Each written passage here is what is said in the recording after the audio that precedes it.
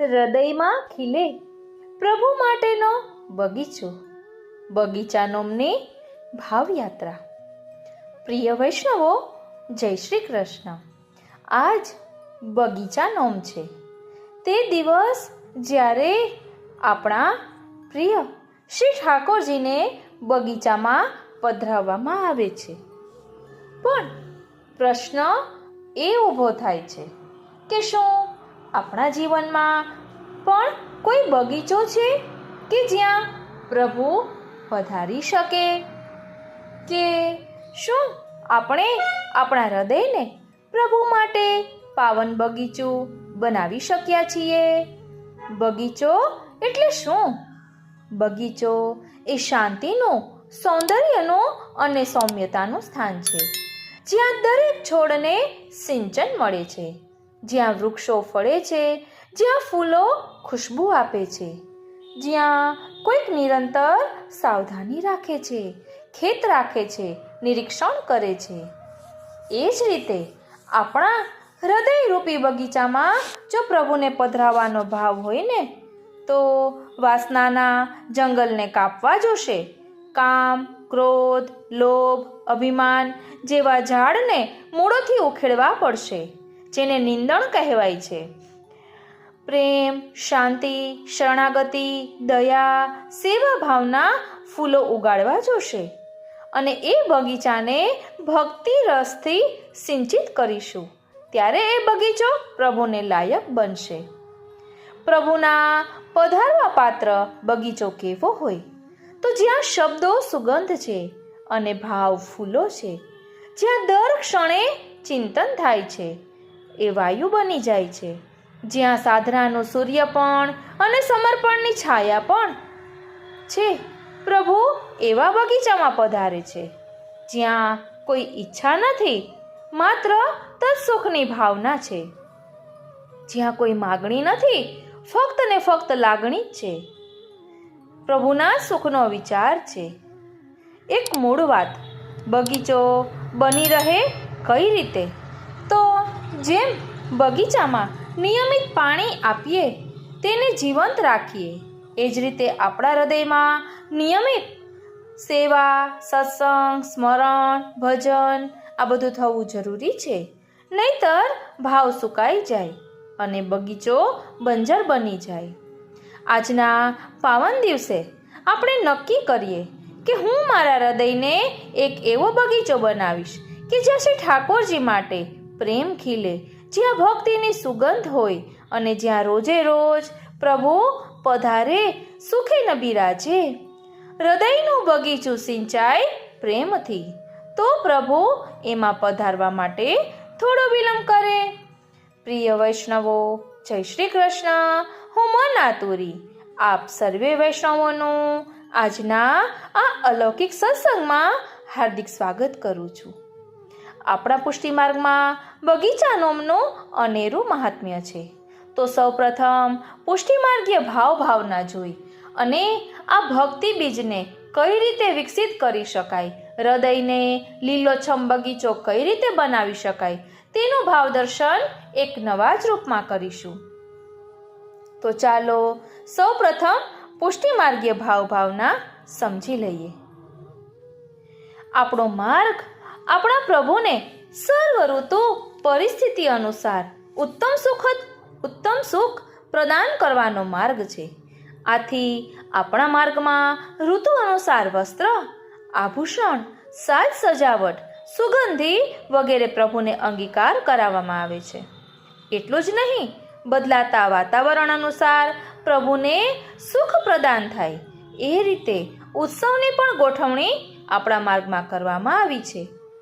વાતાવરણમાં પરિવર્તન આવતા આપની આજુબાજુની પ્રકૃતિમાં વ્યાપક બદલાવ આવે છે.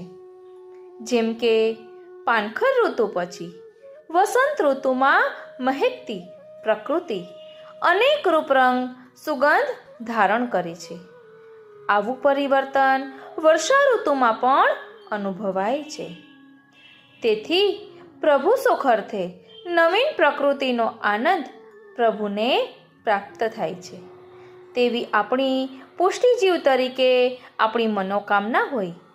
આ મનોકામનાઓની પૂર્તિ અર્થે આપણા પુષ્ટિ ઉત્સવમાં બગીચાનો ઘણા ઘરમાં મનોરથ સ્વરૂપે થાય છે. આવી બગીચાનોમ વર્ષમાં 2 વખત આવે છે. એક તો ફાગણ સુદ નોમ અને બીજી શ્રાવણ સુદ નોમ. આ 2 દિવસે બગીચો સિદ્ધ કરી પ્રભુને પધરાવવામાં આવે છે.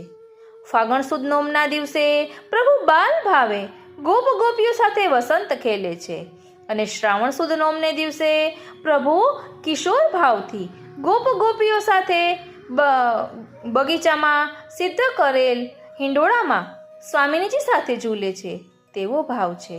શ્રીનાથજીમાં બગીચા ઉત્સવ છે જે વર્ષમાં 2 વખત થાય છે. શ્રાવણ શુક્લ આઠમ અને ફાગણ શુક્લ એકાદશીના રોજ થાય છે.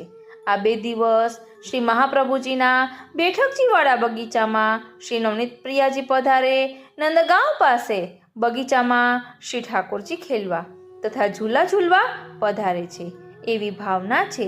અને આ બાલ ભાવ તથા મધુર ભાવ બંને લીલા છે. આજ મધુર ભાવ વિશેષ છે. બોલો શ્રી વલ્લભાધીશ કી જય. પ્રિય વૈષ્ણવો, એક મનન ચિંતન કરીએ. ભક્તિના બગીચામાં સંતુલન કેવી રીતે મહત્વપૂર્ણ છે. તો અહીં કહે છે કે બગીચામાં એક ફૂલ કે ફળ ક્યારે ખીલે? જ્યારે તેનું ઝાડ સમયસર પાણી પીવે, યોગ્ય તડકો લે અને શ્વાસ માટે શુદ્ધ હવામાં રહે. કેવું સુંદર સંતુલન! એમ જ આપણા જીવરૂપ વૃક્ષમાં ભક્તિનો ફૂલ ખીલવો ખૂબ જ જરૂરી છે. અને તે માત્ર એક જ વાત પર ભાર આપવાથી નહીં થાય. એટલે ભક્તિના બીજને ખીલવવા માટે માત્ર સુખ એટલે કે સંયોગ મળે તો જ થાય એવું નથી. કારણ કે ફક્ત સંયોગથી આધ્યાત્મિક રીતે ઊંડાઈ સુધી નથી પહોંચી શકાતું. અને સતત વિયોગરૂપી તડકો પડે તો પણ આ ભક્તિનું બીજ કરમાઈ જાય એવું લાગે છે. એટલા માટે જીવનમાં સંયોગ અને વિયોગ બંને જરૂરી છે. સંયોગ એટલે પ્રભુનો સાનુભવ, પ્રત્યક્ષ સાનુભવ, ભક્તોનો સાથ, સત્સંગ, ભોજન, ઉત્સવ એ બધા જલરૂપ સંયોગ છે. અને વિયોગ એટલે મનમાં પ્રભુનો અનુભવ. જીવનમાં આવતા પ્રશ્નો, મુશ્કેલીઓ, અનુકૂળતાઓની કમી તડકાના તાપ રૂપે આવે છે. વિયોગના પણ ઘણા પ્રકાર છે. વિરહમાં પણ પ્રત્યક્ષ વિરહ પણ શ્રી સ્વામિનીજીને થયેલો છે. અને આપણા અંદરના બીજને ખીલવવા માટે શું કરી શકાય? તો કહે છે કે આપણે ભૂલ્યા છીએ પણ એ ભક્તિનું બીજ આપણા હૃદયમાં તો પહેલેથી જ વાવેલું છે. બ્રહ્મ સંબંધ એ તો એ બીજને ઓળખવાનો ક્ષણ છે. સંયોગથી એ બીજને પાણી મળે છે. વિયોગ એ તાપથી અંદરથી ઉર્જા આપે છે. એટલે જીવનમાં સંયોગ અને વિયોગ બંને જરૂરી છે. આપણે કોઈ ફૂલ ખીલવીએ એટલે કે આપણે કોઈ ઝાડ વાવ્યું હોય, છોડ વાવ્યું હોય તો તેને ફક્ત પાણી જ પીવડાવ્યા કરીએ તો પણ ન ઉગે, ફક્ત તડકો મળે તો પણ ન ઉગે. તેને યોગ્ય વાતાવરણ મળે, પૂરતું પાણી મળે, પૂરતો તડકો મળે ત્યારે છોડ મોટું થાય છે. તેવું જ આપણા ભાવોનું પણ છે. ભક્તિનું બીજ પણ આપણા હૃદયમાં વવાયેલું જ છે. બસ તેને પૂરતું પોષણ મળવું જરૂરી છે. એટલે બંને અવસ્થાઓથી પસાર થઈને આપણું જીવ હૃદય આખરે પ્રભુનો પધારવાનો યોગ્ય બગીચો બની શકે છે. માત્ર પ્રેમપૂર્વક સંયોજન પૂરતું નથી. ભક્તિ ખીલવવા તાપ પણ જોઈએ. સહયોગે ઉગે છે ભક્તિનો અંકુર, વિયોગે પાંગરે છે તેનો અર્થ.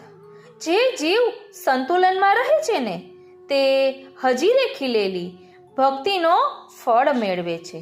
એટલે આપણા પુષ્ટિ માર્ગમાં અનેરો ભાવ દર્શાવવામાં આવ્યો છે. હવે ભક્તિવર્ધિની અને નિરોધ લક્ષણ ગ્રંથના આધારે આ ભક્તિ બીજને કઈ રીતે વિકસિત કરી શકાય? તો કહે છે કે ભક્તિમાં આવતા પ્રતિબંધો દૂર થવા જોઈએ અને પ્રેમ, આસક્તિ અને વ્યસન ખૂબ જ જરૂરી છે. તો પ્રેમ, આસક્તિ અને વ્યસન અવસ્થાનું લક્ષણ પણ દર્શાવ્યું છે. અને શ્રીમદ અચ્યુતદાસજી રચિત ભક્તિવર્ધિની શ્રી મહાપ્રભુજી રચિત ભક્તિવર્ધિની ગ્રંથમાં એક બહુ સુંદર અને સૂક્ષ્મ સંકેત આપવામાં આવ્યો છે. તેમાં કહે છે કે ભક્તિ ખીલે ત્યારે એ 4 અવસ્થાઓમાંથી પસાર થાય છે: પ્રેમ, આસક્તિ, વ્યસન અને તન્મયતા. અને નિરોધ લક્ષણ ગ્રંથમાં કહ્યું છે કે ચિત્તનો નિરોધ એટલે પ્રભુમાં પરોવાવું.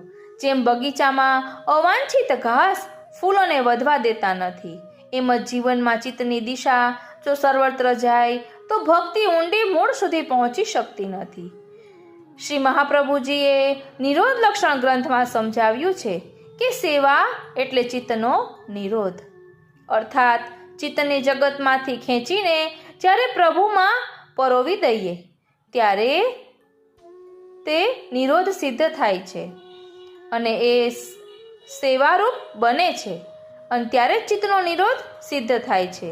ભક્તિનો વિકાસ ત્યાંથી થાય છે જ્યાં ચિત્ત પ્રેમથી નિયત થાય. એ ભયથી નહીં, જરૂરથી નહીં, પણ પ્રેમથી. જ્યાં ચિત્ત ભટકતું રહે ને ત્યાં ભક્તિ રૂઠી જાય છે, પણ જ્યાં ચિત્ત પ્રભુમાં ઊંડે ઊંડે પતંગિયાની જેમ ફરે ત્યાં ભક્તિ પ્રસન્ન થાય છે. જેમ બગીચામાં એક યોગ્ય બાગાઈ જમીન તૈયાર કરે છે, પાણી આપે છે, તડકોનું ધ્યાન રાખે છે, એમ જ ભક્તિવર્ધિની આપણને બતાવે છે કે ભક્તિમાં આડે આવતા પ્રતિબંધો કઈ રીતે દૂર કરવા અને પ્રેમ, આસક્તિ અને વ્યસન દશા સુધી કઈ રીતે પહોંચવું. નિરોધ લક્ષણ ગ્રંથ આપણને શીખવે છે કે ચિત્તને કેવી રીતે પ્રભુમાં પરોવવું, કે જેનું નામ સેવા છે. અને ભક્તિ માત્ર અનુભવથી નહીં, એ તો પરમ જ્ઞાનથી ઉપજેલી પ્રેમયુક્ત ચિત્તની સ્થિતિ છે. અને એ ઉગે છે ત્યારે જ જ્યારે હૃદય બગીચું ખરેખર ખીલે છે. તો ચાલો ભક્તિવર્ધિની ગ્રંથ અને નિરોધ લક્ષણ ગ્રંથને રંચક સમજવાનો પ્રયાસ કરીએ. બોલો શ્રી વલ્લભાધીશ કી જય. પ્રિય વૈષ્ણવો, સૌપ્રથમ ભક્તિવર્ધિની અને નિરોધ લક્ષણ ગ્રંથનો ભાવાર્થ જોઈ લઈએ. જે રીતે પ્રભુમાં ભક્તિ વૃદ્ધિ પામે તેવો ઉપાય બતાવાય છે. ભક્તિના બીજરૂપ પ્રભુ કૃપાથી મળેલ ભાવ દ્રઢ થાય તો પ્રભુના સંબંધ વિનાનો ત્યાગ કરવાથી અને શ્રવણ કીર્તનથી ભક્તિ સમૃદ્ધ થાય છે. ભક્તિના બીજની દ્રઢતાનો પ્રકાર તો ગૃહસ્થાશ્રમમાં રહીને ભગવત સેવારૂપ સ્વધર્મથી તેમજ સેવા વિના સર્વ કાર્યમાંથી મન કાઢી લઈ સ્વરૂપ સેવા અને શ્રવણ, કીર્તન, સ્મરણ દ્વારા શ્રી કૃષ્ણ ભગવાનને ભજવા જોઈએ. જીવન નિર્વાહ કાજે લોક વ્યવહારમાં રહીને પણ શ્રી હરિમાં ચિત્ત રાખવું તેમજ શ્રવણ, કીર્તન, સ્મરણ વગેરેમાં નિરંતર યત્નશીલ રહેવું. તેથી પ્રેમ થાય, પછી આસક્તિ થાય અને અંતે જ્યારે વ્યસન દશા સિદ્ધ થાય છે ત્યારે તેને ભક્તિશાસ્ત્રમાં બીજની દ્રઢતા એટલે કે અચલ બીજ કહેવાય છે. તે બીજ લૌકિક દુસંગથી પણ નાશ પામતું નથી. પ્રભુમાં સ્નેહ થવાથી અન્ય વસ્તુઓમાંથી રાગનો નાશ થાય છે. આસક્તિથી ઘરમાં અપ્રીતિ થાય છે.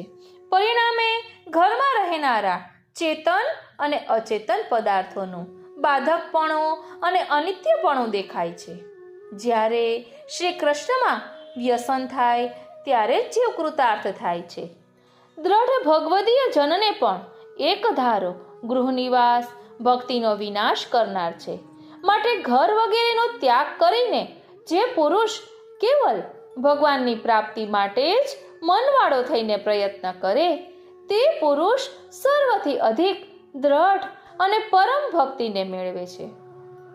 ત્યાગના સ્વરૂપને સમજ્યા વિના ત્યાગ કરવામાં, દુસંગથી તેમજ અસમર્પિત અન્ન ખાવાથી ભક્તિની વૃદ્ધિ થવામાં પુષ્કળ બાધકપણું આવે છે. માટે ભગવત પારાયણ તાદ્રશ્ય જનોની સાથે પ્રભુના સ્થાનમાં રહેવું જે રીતે ચિત્તમાં દોષ બુદ્ધિ ન આવે તેવી રીતે ભક્તની સમીપમાં અથવા દૂર રહેવું. જેની સેવામાં અથવા કથામાં જીવન પર્યંત આસક્તિ દ્રઢ થાય તેનો કોઈ પણ દેશમાં કે કાલમાં નાશ થતો નથી એવું મારું મંતવ્ય છે. ભક્તિમાં અડચણ થવાનો સંભવ હોય તો એકાંતમાં રહેવું તે ઈચ્છવા યોગ્ય નથી. શ્રી ભગવાન તો ચારે તરફથી રક્ષણ કરે છે, એમાં કોઈ પણ સંશય નથી. આ પ્રકારે ગૂઢ રહસ્યવાળું ભગવત પ્રાપ્તિ કરાવનાર ભક્તિ શાસ્ત્રનું મેં નિરૂપણ કર્યું છે. જે પુરુષ તેનો સારી રીતે અભ્યાસ કરે તેની પણ ભગવાનમાં દ્રઢ પ્રીતિ થાય છે. આ રીતે ભક્તિવર્ધિની ગ્રંથમાં સમજાવવામાં આવ્યું છે. હવે નિરોધ લક્ષણ ગ્રંથમાં સમજાવતા કહે છે કે શ્રી ગોકુલમાં શ્રી યશોદાજીને, શ્રી નંદરાયજી વગેરેને અન્ય વ્રજજનોને જે દુઃખ મળ્યું છે તેમજ શ્રી ગોપીજનોને જે દુઃખ મળ્યું છે તે દુઃખ મને ક્યારે મળશે? એટલે અહીં આપણે સમજી શકીએ છીએ કે દુઃખ પણ ફલરૂપ છે. અહીં કહે છે કે શ્રી ગોકુલમાં શ્રી ગોપીજનોને અને સર્વ વ્રજવાસીઓને જે સુખ સારી રીતે થયું તે સુખ મારા ભગવાન શું મને આપશે? શ્રી વૃંદાવનમાં અને શ્રી ગોકુલમાં શ્રી ઉદ્ધવજી પધાર્યા ત્યારે જે ઘણો જ મોટો ઉત્સવ થયો હતો એવો ઉત્સવ મારા મનમાં કોઈક વાર થાઓ.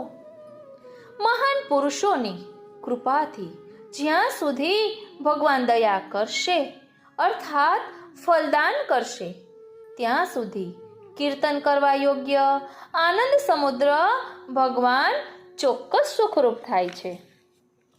જેવી રીતે પરમ ભગવદીઓની કૃપા વડે કરેલું પ્રભુની લીલાનું કીર્તન સદા સુખ આપે છે, તેવી રીતે લૌકિક પુરુષોએ કરેલું લૌકિક વિષયોનું કીર્તન સુખ આપતો નથી. પહેલું સ્નિગ્ધ ભોજન જેવું છે અને બીજું લુખા ભોજન જેવું છે. ગોવિંદના ગુણગાનમાં જે પ્રકારના સુખની પ્રાપ્તિ થાય છે તેવા સુખની પ્રાપ્તિ શ્રી સુખદેવજી વગેરેને આત્મચિંતનમાં થતી નથી તો પછી બીજા સાધનથી ક્યાંથી જ થાય? ભગવત પ્રાપ્તિ માટે તલસતા નિજજનોને નિહાળી જ્યારે ભગવાન કૃપામય થાય છે ત્યારે હૃદયમાં રહેલા સર્વાંશે પૂર્ણ એવા પરબ્રહ્મ શ્રી કૃષ્ણ પરમાત્મા બહાર પ્રકટ થાય છે. સંપૂર્ણ આનંદમય પ્રભુનો પણ કૃપારૂપી આનંદ અત્યંત દુર્લભ છે. હૃદયમાં રહેલા શ્રી હરિ પોતાના ગુણોને સાંભળીને કૃપાપૂર્ણ થઈને ભક્તજનોને રસથી તરબોળ કરે છે. કેવળ માનસિક ભાવના કરતા ગુણગાન જ વધુ શ્રેષ્ઠ છે. તેથી સર્વ ત્યજી દઈને પ્રપંચ ભૂલી ભગવદ આસક્તિવાળા બની સદાનંદમાં એકતાન થઈ ભગવદીઓએ સદા પ્રભુના ગુણો ગાવા. તેથી સચ્ચિદાનંદ પડું એની મેળે જ પ્રાપ્ત થાય છે. ઇન્દ્રિય નિગ્રહ કરીને હું ભગવદ આસક્ત થઈને નિરોધ દશાને પ્રાપ્ત થયો છું અને સંસારમાં નિરોધની ઈચ્છાવાળા ભક્તોના નિરોધ માટે તે નિરોધનું વર્ણન કરું છું. શ્રી હરિએ જેમનો ખાસ ત્યાગ કર્યો છે તે જીવો ભવસાગરમાં ડૂબ્યા છે, પરંતુ જે જીવો ભગવાનમાં નિરુદ્ધ થયેલા છે તેઓ જ માત્ર પ્રભુના ગુણગાનમાં રાત્રિ દિવસ આનંદ પ્રાપ્ત કરે છે. સંસારના આવેશથી દુષ્ટ થયેલી ઇન્દ્રિયોના હિતને માટે સર્વ સમર્થ તેમજ સર્વત્ર વ્યાપક એવા શ્રી કૃષ્ણના વિષયમાં જ વસ્તુઓને અવશ્ય જોડવી. મુરારી ભગવાનની લીલાઓમાં જેમનું ચિત્ત નિરંતર એકતાન થયેલ છે એવા ભક્તોને અહંતા મમતાત્મક સંસાર અને વિરહથી થતો ક્લેશ થતો નથી, પણ પ્રભુની માફક સુખ થાય છે. ગુણગાનમાં પ્રવૃત્તિ થાય ત્યારે પ્રભુનો દયાળુપણો પ્રાપ્ત થાય. ગુણગાનમાં પ્રવૃત્તિ ન થઈ તો ભગવાનની કોમલતા માનેલી છે. તેથી નિરોધમાંથી પતનની શંકા નથી અને ભગવદાશક્તિ સિદ્ધ થવાની જ છે. ભગવત ધર્મોના બલથી વિષયોમાં વૈરાગ્ય દ્રઢ રહે છે. પ્રભુના ગુણગાનથી તેમજ શ્રી હરિના સુખદ સ્પર્શથી કોઈ પણ સમયે દુઃખ જણાતું નથી. એ પ્રમાણે જ્ઞાન માર્ગ કરતા પ્રભુના ગુણોનું ગાન કરવામાં ઉત્કર્ષ છે એમ જાણીને ઈર્ષા સહિત બની અને ઈર્ષા લોકરહિત થઈ નિરંતર પ્રભુના ગુણગાન ગાવા જોઈએ. ભગવાનના સ્વરૂપનું નિરંતર ધ્યાન ધરવું, તેથી તે સ્વરૂપમાં નિરંતર દર્શન અને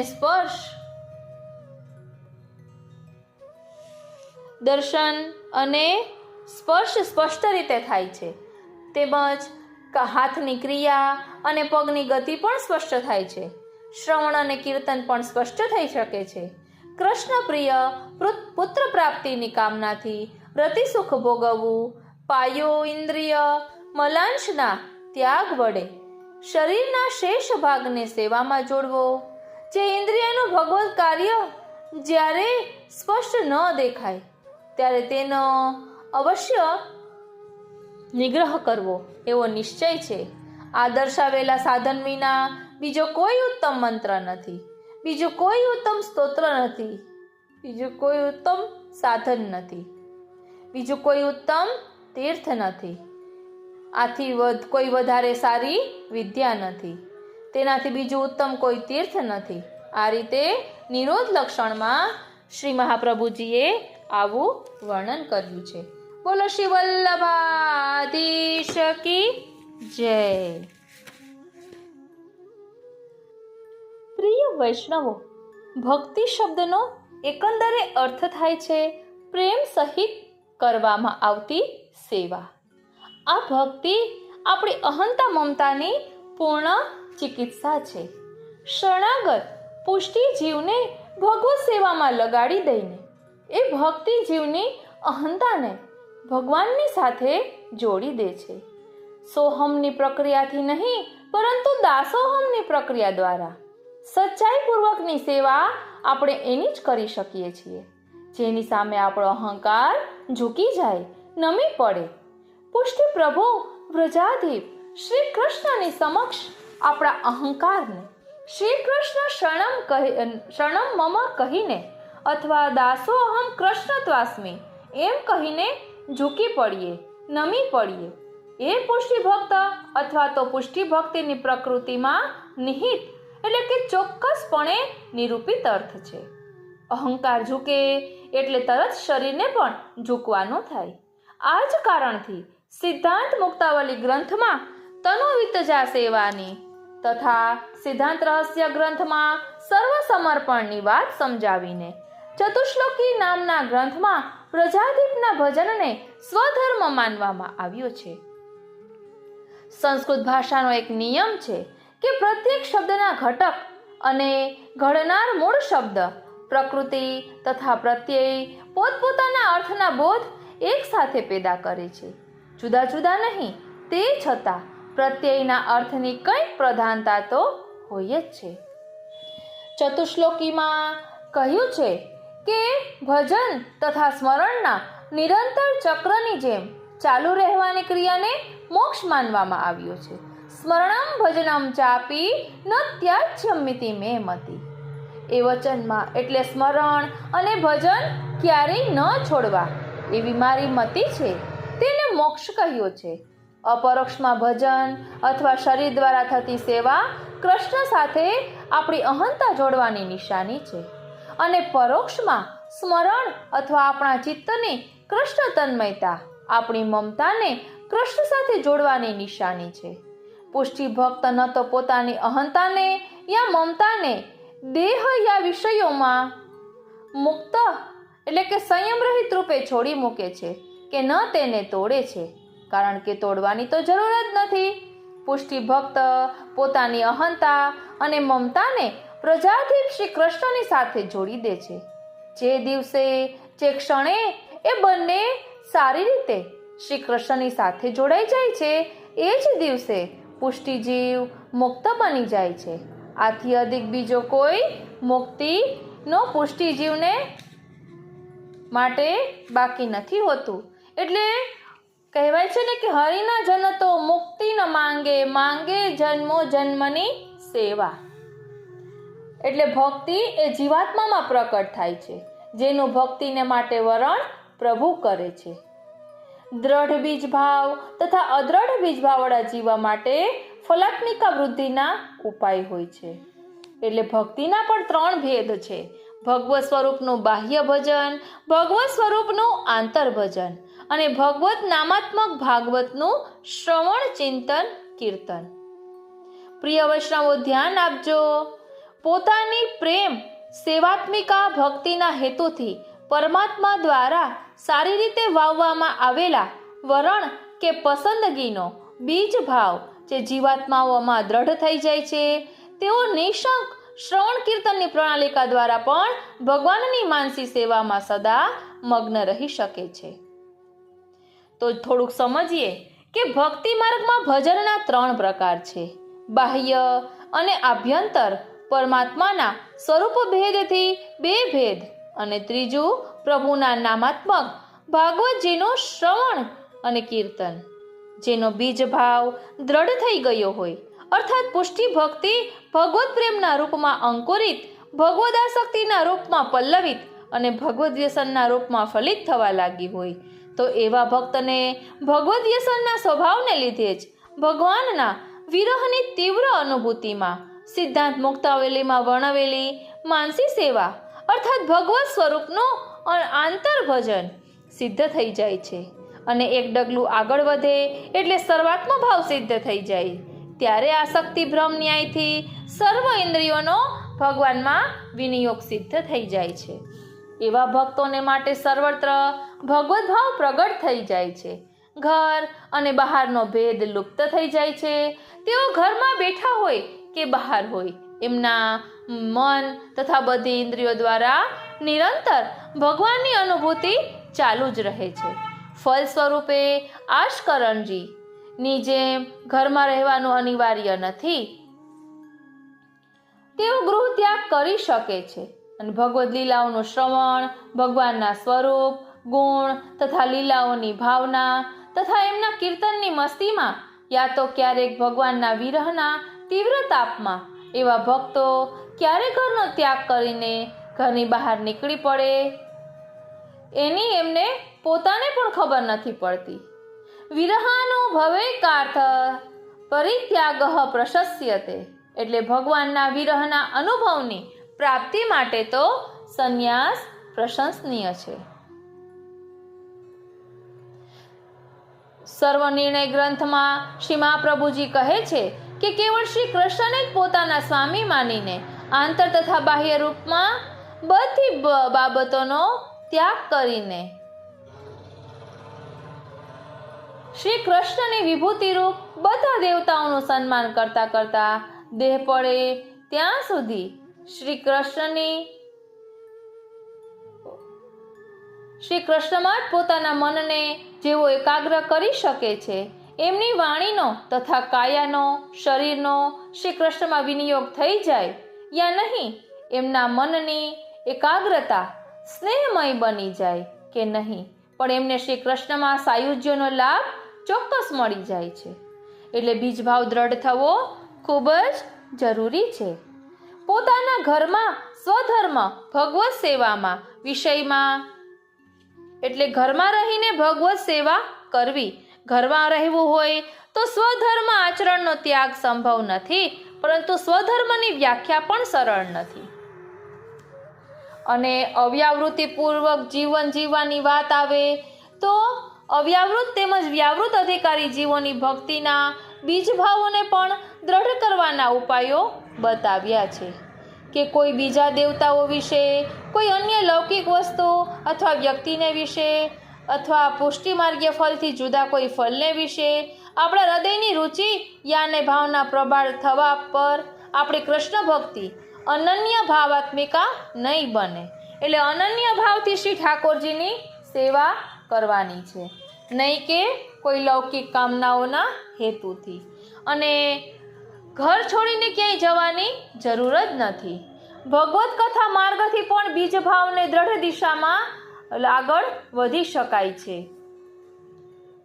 અહીં કહે છે કે ભગવદ આસક્ત ભક્તને એવી ખાતરી થવા લાગે છે કે મારા ઘર તથા પરિવાર કેવળ મારી કૃષ્ણ ભક્તિમાં અનુપયોગી જ નથી, પરંતુ બધા મારી શ્રી કૃષ્ણ ભક્તિમાં કોઈને કોઈ રીતે બાધા પહોંચાડવા વાળા છે. બસ આ મનોભાવ જ એમનામાં પોતાના ઘર પરિવાર તરફ અરુચિ જગાડે છે. માટે પ્રત્યેક ઘરનો માણસ પોતાના પરિવારના બીજા સભ્યની પોતાના તરફની આસક્તિની કુદરતી રીતે જ અપેક્ષા રાખતા હોય છે. એટલે પોતાના ઘરમાં કૃષ્ણ સેવા કરવા વાળા ભક્તના મનમાં ભગવદ આસક્તિ પ્રગટ થાય છે, પણ પરિવારમાં અરુચિ પ્રગટ થવાનું કોઈ કારણ હોતું નથી. એટલે ઘર છોડીને ક્યાંય જવાનું નથી, પરંતુ જો કોઈ આપણી સેવા સ્મરણ સત્સંગમાં અનુકૂળ ન હોય તો તેનો મનથી ત્યાગ કરવાનો હોય છે. ઓ શ્રીનાથજી, ઓ શ્રીનાથજી, ઓ શ્રીનાથજી.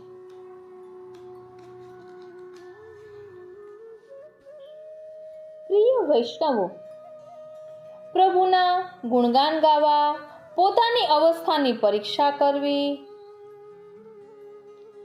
એટલે પોતે કેટલે દરજ્જે પહોંચ્યા છે એનો મન સાથે વિચાર કરવો અને પોતાના અધિકાર પ્રમાણે પોતાના મનમાં પ્રભુ પ્રત્યે ઉત્પન્ન થતા મનોરથો પરથી પોતાનામાં નિરોધની ઉત્પત્તિ ક્યાં સુધી થઈ છે તેનો વિચાર કરી શકાય છે.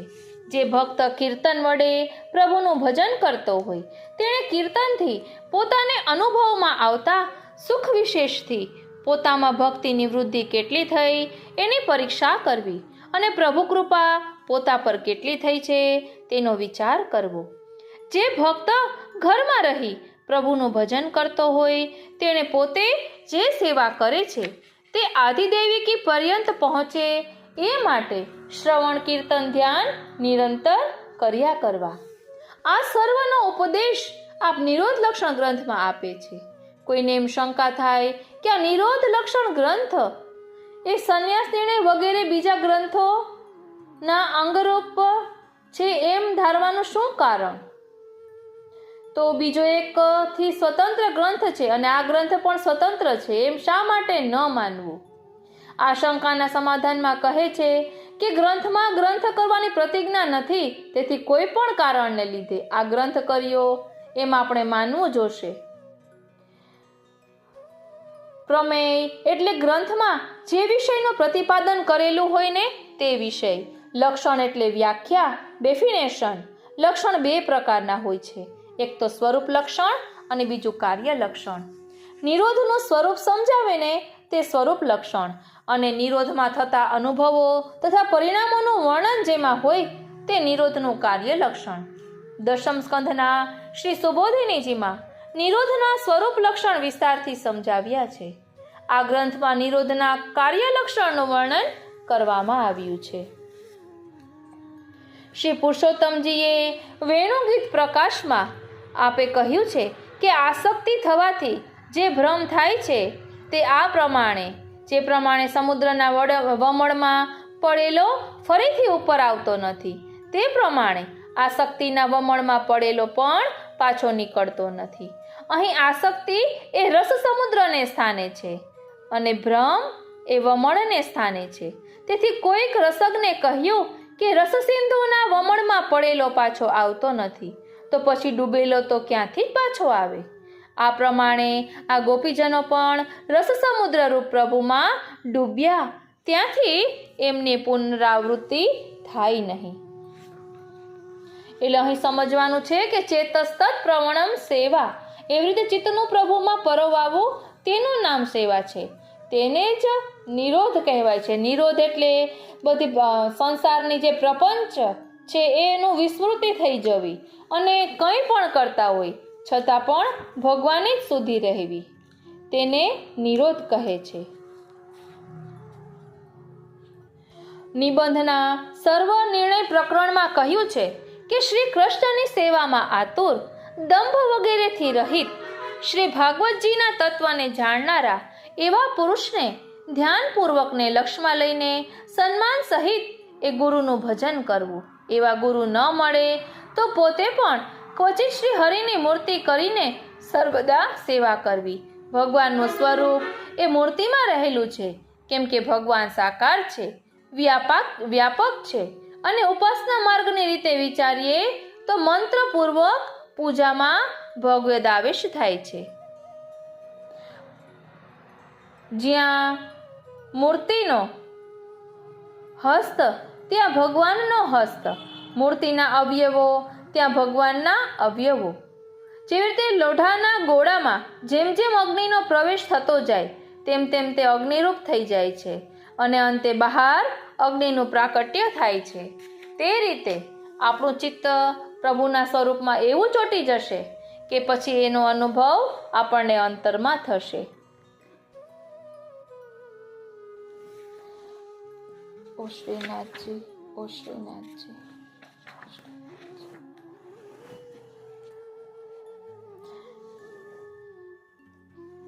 અને ભક્તિનું બીજ છે ને એ ભગવાનની કૃપાથી જ ફલિત થાય છે. તેથી ભક્તના હૃદયમાં કોઈ વિશેષ ભગવાનની મૂર્તિ તરફ લાગણી ઉત્પન્ન થાય તો તેનું બીજ તે મૂર્તિના રૂપ દ્વારા ભક્તોદ્ધારના ભગવાનના સંકલ્પમાં રહેલું છે. ભક્તના ભક્તિમાર્ગીય ભાવનામય સંકલ્પના કારણે પણ ભક્તના સેવ્ય સ્વરૂપને ભગવાનના એક વિશેષ વ્યક્તિગત અવતારના રૂપમાં માનવું જોઈએ. એટલે દરેકને પોતાનું એક ભાવાત્મક સ્વરૂપ પણ હોય જ છે. ભગવાનની ફલરૂપ નિરોધ લીલાઓને કારણે ભક્ત સ્વભાવ અનુરૂપ ધારણ કરેલી ભગવદ રૂપની લીલામાં ભક્ત સંમિલિત થઈ જાય છે અને તેવી લીલાને ફલ નિરોધ કહે છે. ફલાત્મિકા લીલાનું કારણ બનવાના કારણે વ્યાપાર ભક્તના હૃદયમાં માનસી સેવા, સર્વાત્મ ભાવ વગેરેના રૂપમાં પ્રકટ થાય છે. ફલ સ્વરૂપ ભગવાનના બાહ્ય અભ્યંતર અનુભવોનું ચક્ર ભક્તના હૃદયમાં નિરંતર ચાલવા લાગે છે. એટલે ભગવાનની સાધન રૂપા નિરોધ લીલાઓને કારણે ભક્ત સ્વભાવ અનુરૂપ ધારણ કરેલા ભગવાનના રૂપની પ્રાપ્તિમાં સાધનોમાં ભક્ત તત્પર બની જાય છે, જેને સાધન નિરોધ કહે છે. અને ભગવાનની પ્રમેય રૂપા નિરોધ લીલાને કારણે ભક્ત સ્વભાવ અનુરૂપ ધારણ કરેલું ભગવાનનું રૂપ પ્રમેય ભક્તના હૃદયમાં બધી રીતે આરૂઢ થઈ જાય છે. તેથી એવી લીલાને પ્રમેય નિરોધ કહે છે. અને ભગવાનની પ્રમાણ રૂપા નિરોધ લીલાને કારણે ભક્ત પોતાના સ્વભાવને અનુરૂપ ભગવાનને ધારણ કરેલા રૂપને જાણી જાય છે. તેવી લીલાને પ્રમાણ નિરોધ કહેવાય છે. આમ પ્રમાણ નિરોધ, પ્રમેય નિરોધ, સાધન નિરોધ અને ફલ નિરોધનું વર્ણન કરવામાં આવ્યું છે. એટલું જ નહીં, સ્વરૂપ ગુણ ઉભયકૃત નિરોધ, કેવળ ગુણકૃત નિરોધ તેવું પણ વર્ણન કરવામાં આવ્યું છે. આમ આપણા હૃદયરૂપી બગીચાને લીલુંછમ રાખવા માટે ભક્તિના બીજનું પોષણ થવું જોઈએ, ચિત્તનો નિરોધ થવો જોઈએ. એ વાત આપણા ભક્તિવર્ધિની ગ્રંથ અને નિરોધ ગ્રંથના આધારે સમજી શકીએ છીએ. આ રીતે આપણે એવા પ્રયાસો કરીએ કે આપણું હૃદય હંમેશા લીલુંછમ રહે, ભાવભર્યું રહે, નવા નવા મનોરથો કરતું રહે કે જેના કારણે પ્રભુ સુખે ન બિરાજે. આ રીતે આજનો આ સત્સંગ શ્રીનાથજી, શ્રી યમુનાજી, શ્રી મહાપ્રભુજીના ચરણારવિંદમાં સમર્પિત કરું છું અને એ જ વિનંતી ધરું છું કે અહીં દર્શાવેલા ભાવને અમે અમારા આત્મપટલ પર ધારણ કરી શકીએ એવી કૃપા કરો. જય શ્રી કૃષ્ણ.